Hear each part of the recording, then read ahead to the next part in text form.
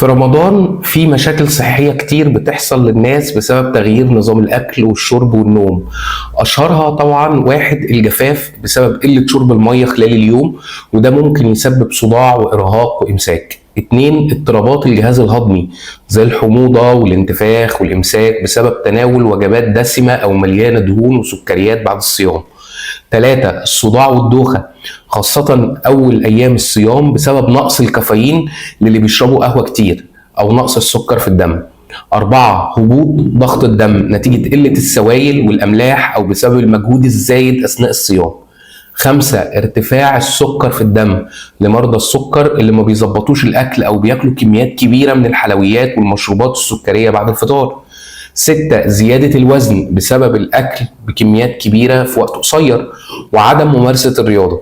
سبعة، اضطرابات النوم والتعب بسبب تغيير مواعيد النوم والسهر لوقت متأخر.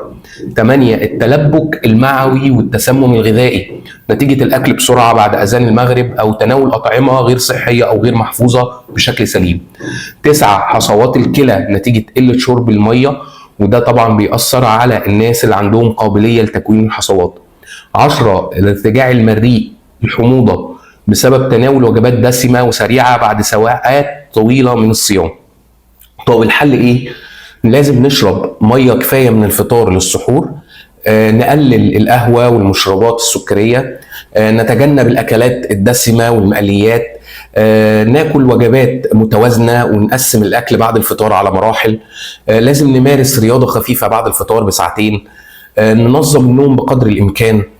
لو عندك مشكلة صحية معينة في رمضان وعاوز نصيحة قول لي في الكومنتات أو على الخاص. لو عجبك المحتوى اعمل لي لايك واشترك على قناتي في اليوتيوب واعمل لي فولو على التيك توك عشان يوصلك كل جديد، ويومكم جميل.